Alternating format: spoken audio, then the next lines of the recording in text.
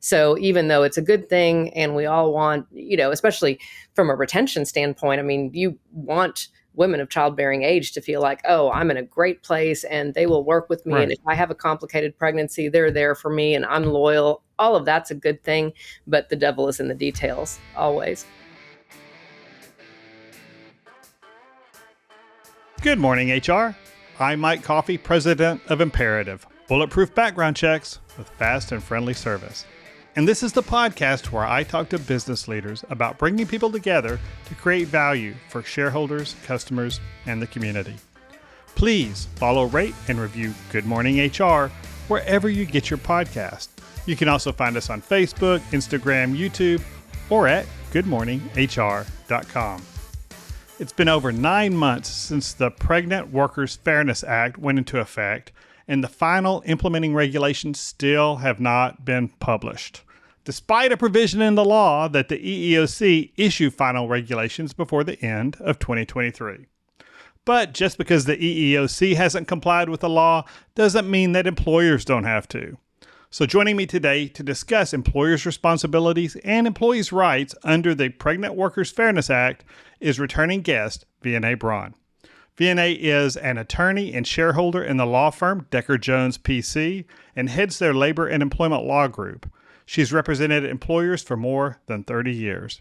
She's been included in all kinds of lists, including Best Lawyers in America, Super Lawyers, the Fort Worth 400, and Great Women of Texas. She's also a year one guest on Good Morning HR about 120 episodes ago. So welcome back to Good Morning HR, Vianei. Thank you so much for having me, Mike, and thank you for the very kind introduction. So let me add a rare caveat here that we're recording this episode on April 1st, and it's not an April Fool's joke, but it's scheduled to release on April 18th, about 2.5 weeks later. So things could certainly change in the next 2.5 weeks, but probably not too significantly. But we'll figure it out if it does, and we'll figure out a way to get you updates if we need to. Is that fair, Vianei? Well, I always think it's Murphy's Law. I predict that the fact that we're doing this will cause the EEOC to finally issue those final regs, and they may be significantly different than what we think, but we just have to soldier on with what we've got. Well, if that is the case, we should have done it in December and just, got them on the ball right away. But Exactly. So let's just start with an overview. What is the Pregnant Workers Fairness Act? Great question. And I think I'm going to proceed just calling it PWFA because it's let's a do that. mouthful to say Yeah. Pregnant Workers Fairness Act. It is a good thing and it fills a gap in existing law. So, despite the fact that I represent employers and I usually kind of push back on all the regulatory burdens that get placed on employers, I do think this is a good thing. And I believe that's why it was fairly non-controversial. The PWFA was part of the Consolidated Appropriations Act that Congress passed going into 2023, and President Biden signed it on December 29th of 2022 with an effective date of June 27th, 2023. So the law has been in effect. We're getting close to a year now. And the fact that the final regulations are not in place doesn't mean that employers are excused.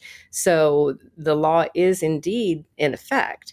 And fundamentally, the law says that covered employers, which are the same covered employers that are covered under Title VII and the ADA, meaning 15 or more employees, if you're a covered employer, you are supposed to reasonably accommodate an employee's known limitations relating to pregnancy, childbirth, or other related medical conditions, provided that those accommodations do not cause an undue hardship to the operation of your business.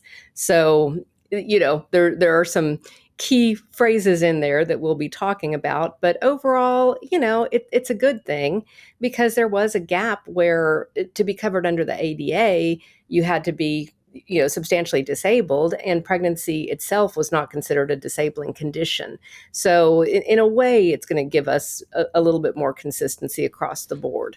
So the law went into effect in June of 2023, and we don't have the regulations.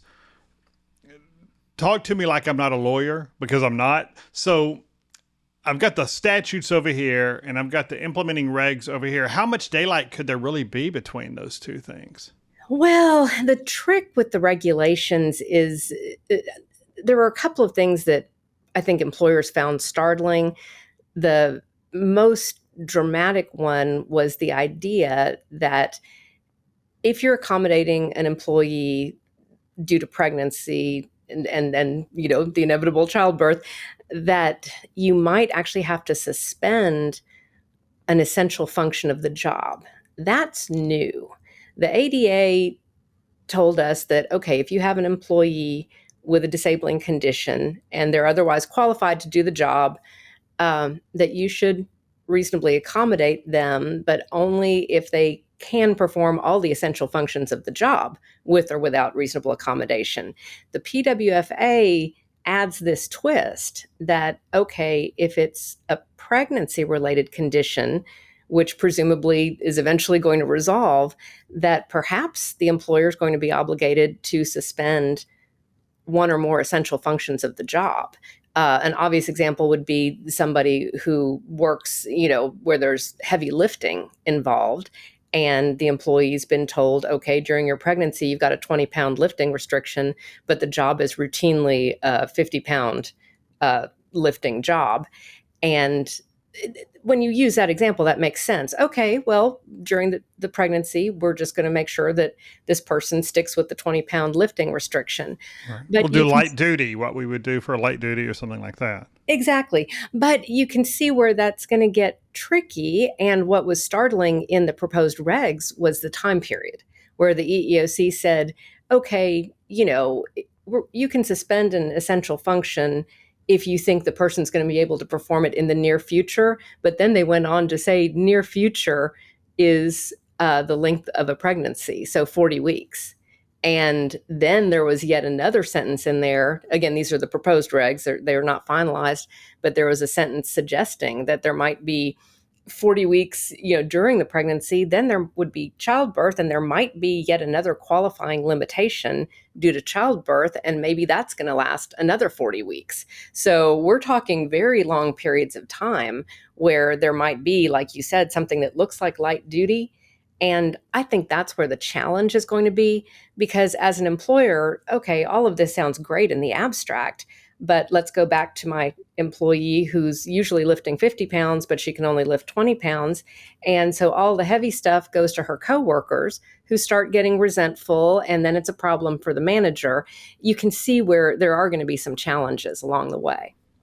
So does the PWFA change that essential duties thing, or is that something that's like regulatory interpretation in the proposed regulation? So I guess what I'm saying is essential duties, that that idea that removing essential duties would be an appropriate accommodation, is that in the statute, or is that something that came really out of the regulations? I believe it's in the statute, and that's funny. You asked me something that I don't know that I can swear to, but I believe that's a key piece of this legislation, that we understand that pregnancy and childbirth related limitations are typically going to be of limited duration, although the duration is not, a week or two. It may be, like we were talking about, 40 weeks plus, and that's going to be different from the ADA, because you may need to actually suspend that essential function requirement for that person.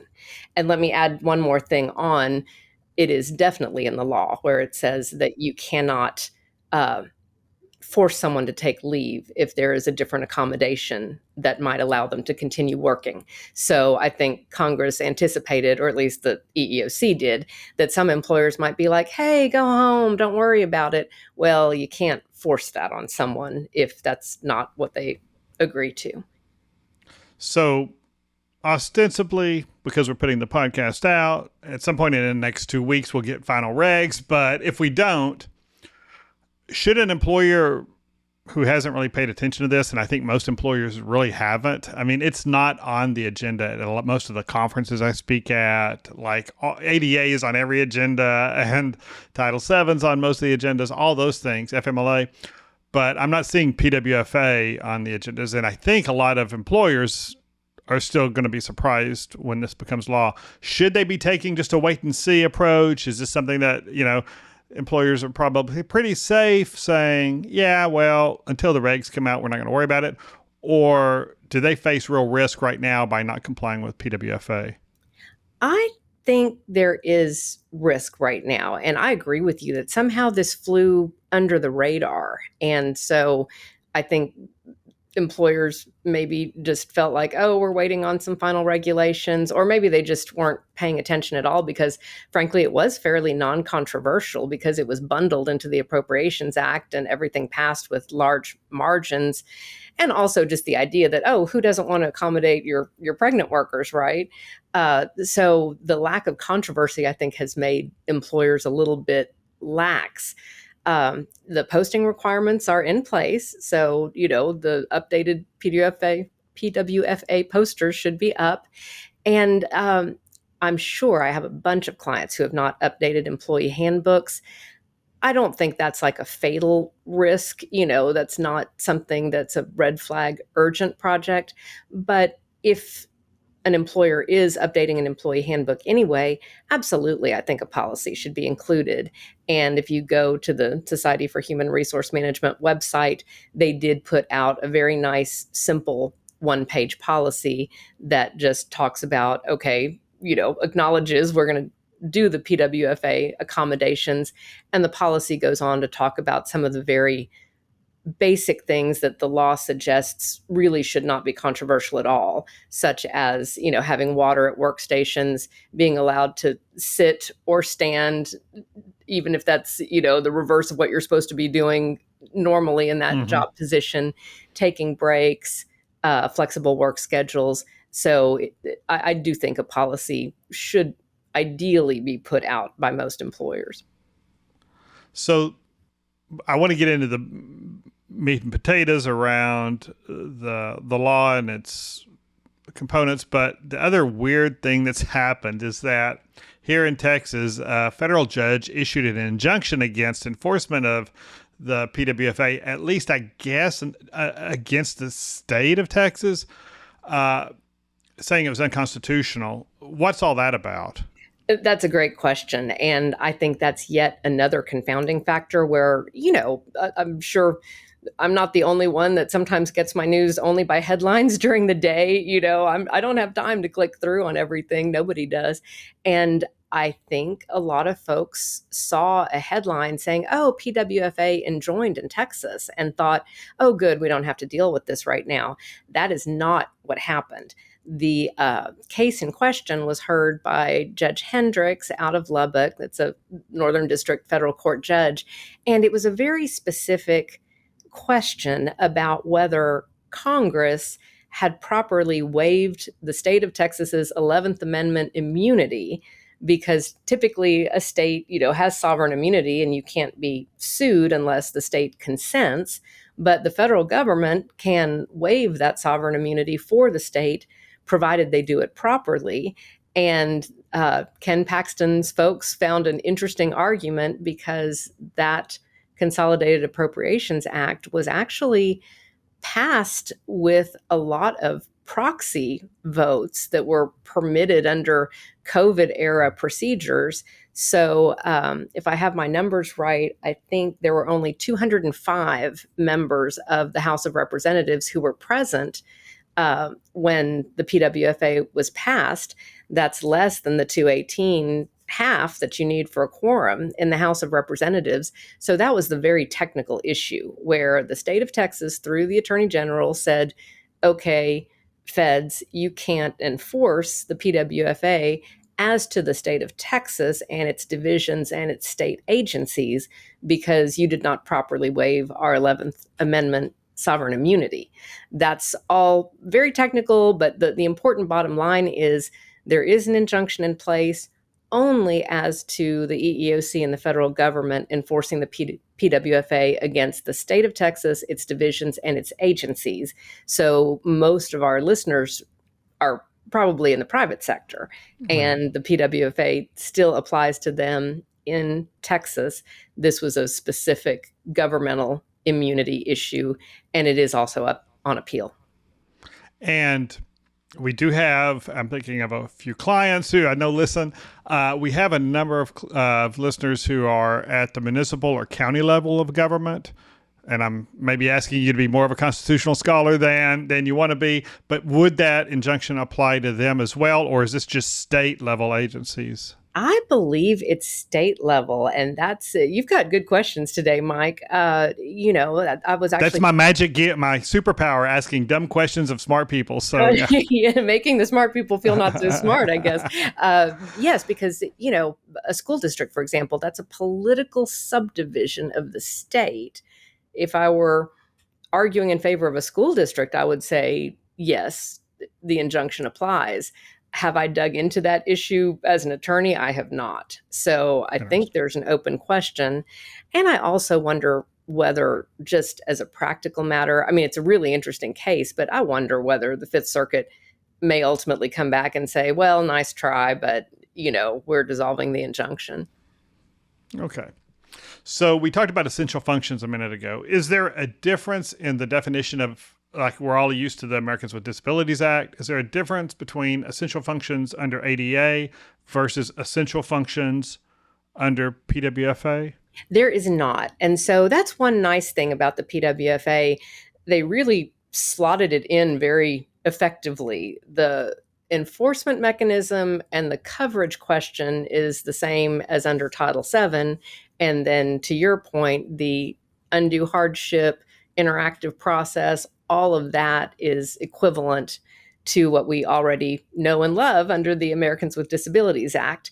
So that, I think, is one good thing where at least the cadence of how we analyze these issues is quite familiar to HR folks and to employers. So I think that's positive. I guess on the negative side, we've seen, I think, a little bit of a trend in the court cases towards a really high definition of undue hardship, where, if an employer comes back and says, gosh, you've asked us to do something that we think is really, a hardship on us, a hardship on coworkers. And I feel like the trend now is towards saying, well, look, if you're a larger organization, if you have significant resources, we're not going to let you just wiggle out of something saying it's hard. And that's consistent with the larger trend. I'm getting a little off topic here, but the Groff versus DeJoy case that came out of the Supreme Court talking about religious accommodation. Right. That's what I was just thinking about. Yeah. Yeah. Where they absolutely, overturned past precedent where it used to be like, oh, it was an undue hardship to accommodate someone's religious practice if it was more than just a de minimis change. And they completely threw that out the window and said, no, we expect employers to accommodate religious practice, now pregnancy, and of course disability, unless it is a significant burden given the resources and abilities of that particular employer. And let's take a quick break. Good Morning HR is brought to you by Imperative, bulletproof background checks with fast and friendly service. For 25 years, Imperative has helped risk-averse clients make well-informed decisions about the people they involve in their business. Whether that means very thorough pre-employment background checks, due diligence for family offices or private equity firms, or any other kind of business transaction, if there are people involved, there's risk involved. We help businesses mitigate that risk. You can learn more at imperativeinfo.com. If you're an HRCI or SHRM certified professional, this episode of Good Morning HR has been pre-approved for 1/2 hour of recertification credit. To obtain the recertification information, visit goodmorninghr.com and click on Recert Credits. Then select episode 144 and enter the keyword PWFA. That's PWFA. And if you're looking for even more recertification credit, check out the webinars page at imperativeinfo.com. And now back to my conversation with Vianei Braun. So we talked about the possibility that the statute and then the implementing regs, if they ever show up, will be really different in that from ADA, that they expect us to, at least possibly in some position or in some situations, to remove those essential functions from the job on a temporary basis for 40 weeks, or who knows how long, depending on, if you have a C-section, it may be even longer than, or some sort of difficulty in your pregnancy versus somebody who doesn't have those challenges. So it could go, a year maybe or longer. So are there how do you know when removing that essential function would qualify as an undue hardship then for that employer? Well, that's going to be the challenge. And let me approach this, kind of from the inception. I think the first challenge, before we even get to the nuances of your very good question, employers are going to be relying on frontline supervisors to even identify these issues.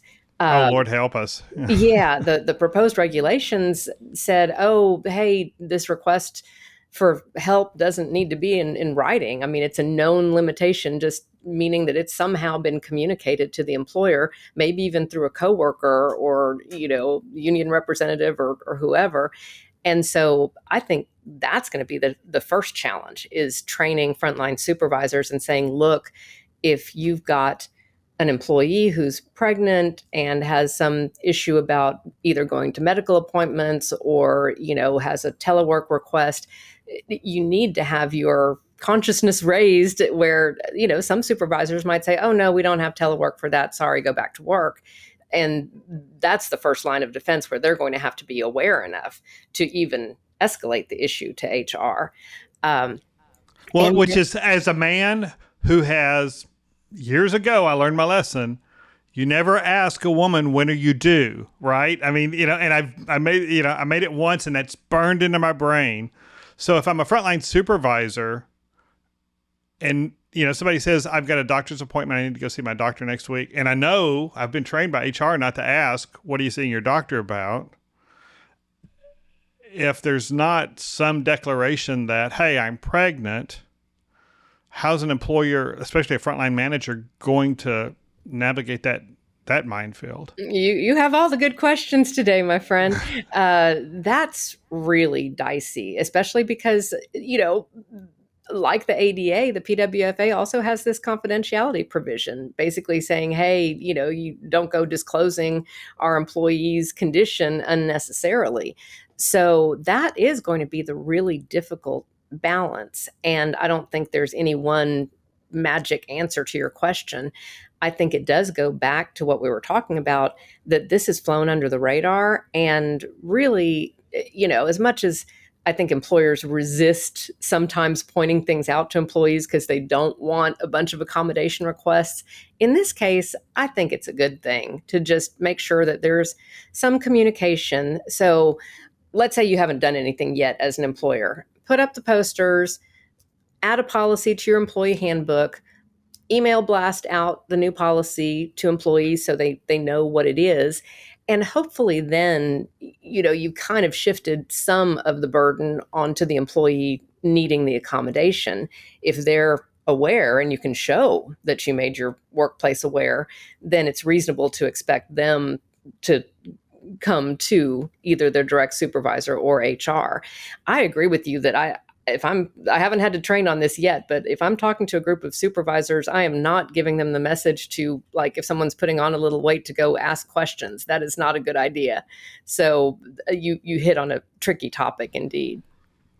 So if it's an ADA accommodation, I think most employers say, contact HR. We don't want our frontline supervisors even playing with this. You'll cut the red wire, not the blue one, and it'll all blow up. So is that what you think the policy should be? Because, a lot more people get pregnant than have ADA, related issues in most workplaces, So do we need to hire is there going to be, like we have ADA specialists, is there going to be a PWFA specialist in HR now just to handle all of these conversations? Hopefully the same ADA specialists can figure it out, but that raises a really good point about, what are you expecting of your supervisors? Because the PWFA does also have a provision talking about, look, we don't want you delaying an answer on these accommodation requests. And they even list out some of these basic things where I think the intention of the law is a supervisor should be aware that for something basic like, hey, I know we're supposed to stand at this teller line and not have water with us, but I really need a stool and I really need some water, that a supervisor in that instance should be empowered to say, absolutely, and let me go find you a stool, and not, go through the rigmarole, especially for some of these organizations that if it's an ADA accommodation request, they're kicking it out to Unum or some other third party that actually handles the process. And that's not okay if someone's just asking for water and a stool.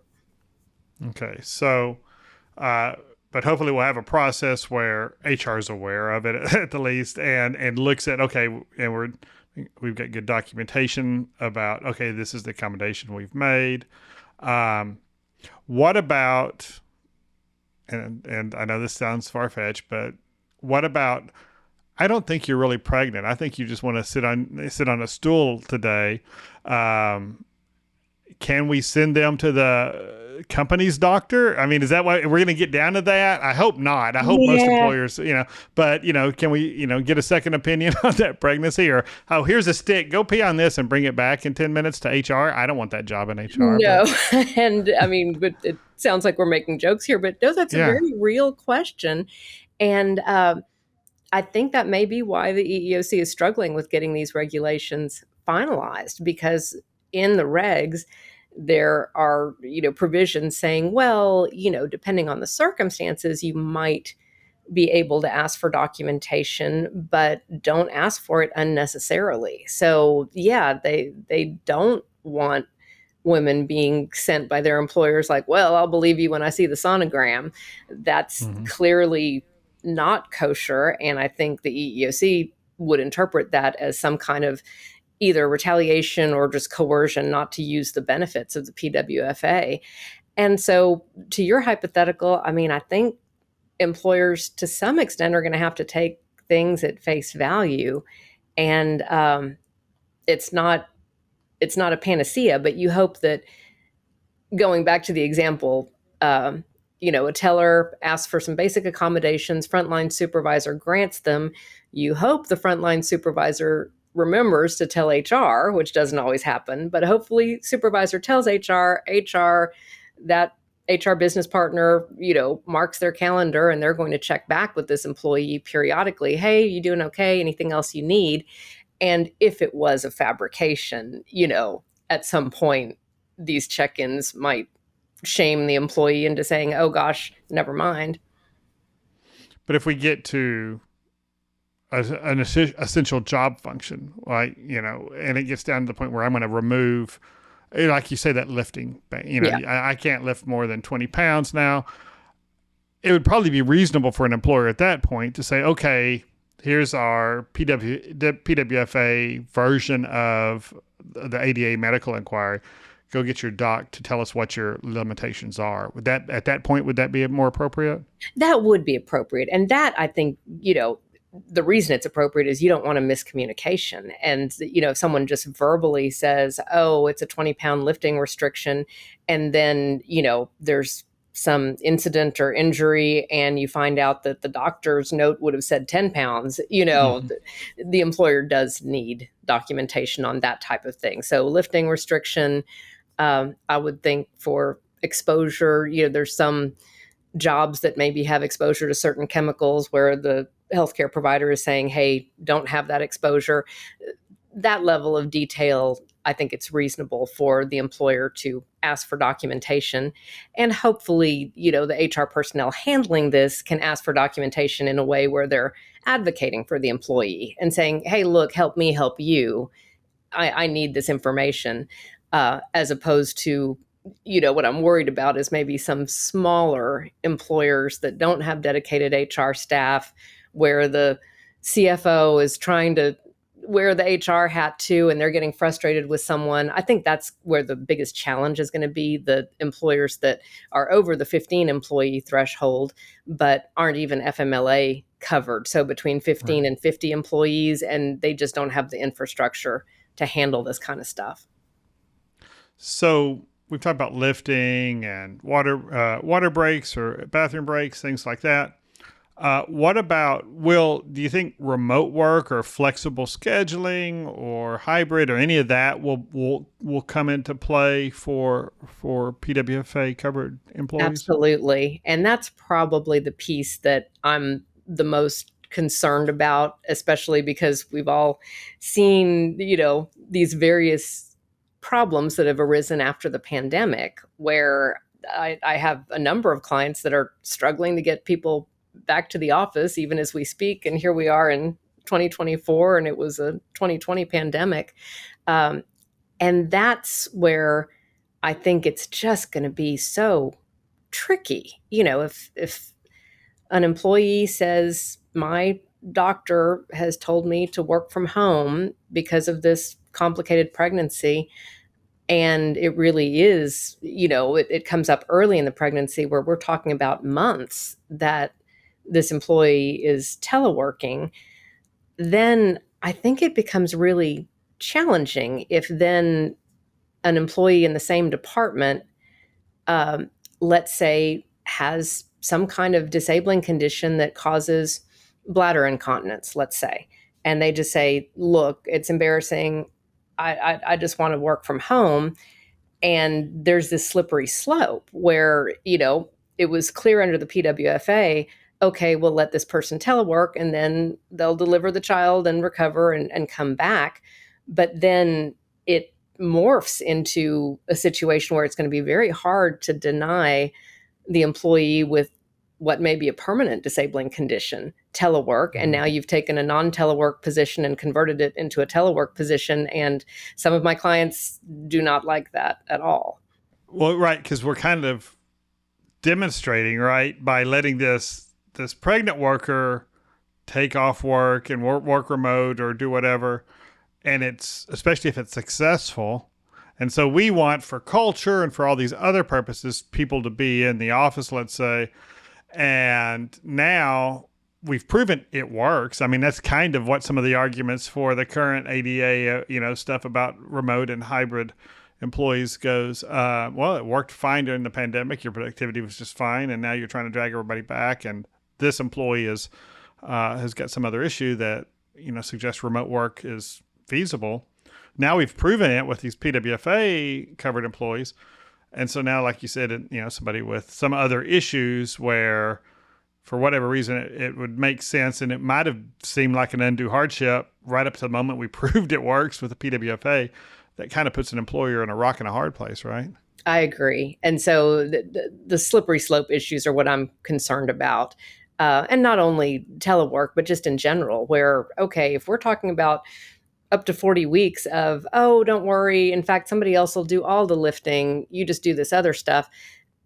I mean, that's a long period of time. And have you just sort of created a different job, a permanent light duty position? I think it's going to be challenging for employers to just manage the details of this. So even though it's a good thing and we all want, especially from a retention standpoint, I mean, you want women of childbearing age to feel like, oh, I'm in a great place and they will work with me. And Right. if I have a complicated pregnancy, they're there for me and I'm loyal. All of that's a good thing, but the devil is in the details always. So, what about performance? And I'm walking on eggshells here as a 55-year-old man, but if because or related to the pregnancy and whatever issue somebody may be having, or maybe it's just a normal pregnancy, and dang it, I'm just tired by 2 in the afternoon, and you've got those kind of, and maybe it's affecting performance. Is performance still gold standard? You still have to perform at this level, or can that slide out too, as maybe production at 80% instead of 100% of what's expected slide out as part of that essential functions change? Another great question.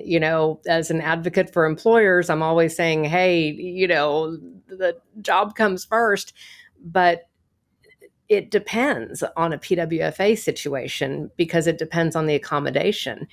If someone has said, hey, look, maybe it is just a normal pregnancy, but with significant fatigue. And let's say they ask for an accommodation saying, look, I'd really like to drop to, 6 hours a day instead of 8 hours a day. And that's approved. Well, then, of course, you can't ding them. Let's say it's a sales call employee and they're not making 100% of their sales calls. Well, of course not, because they're down to a 6-hour work week, not an 8-hour work week. So, it would be very risky for an employer to hold that person to the same call quota standards. Mm-hmm. So I think both managers and HR are going to have to delve into the details of, okay, is this an excusable performance failure based on what the accommodation is that we agreed upon, or is it something else? Is it, okay, I'm fatigued and I just flat out forgot to put in the order from our biggest customer. I mean, sorry you're fatigued, but there's no excuse for that. Okay, so, we'll see what the implementing regulations say, but that's at least some comfort to an employer to say, for whatever, if it's time, how much time we're paying you for, you've got to perform at the level we expect you to perform. Yeah. You're not going to get an accommodation for that.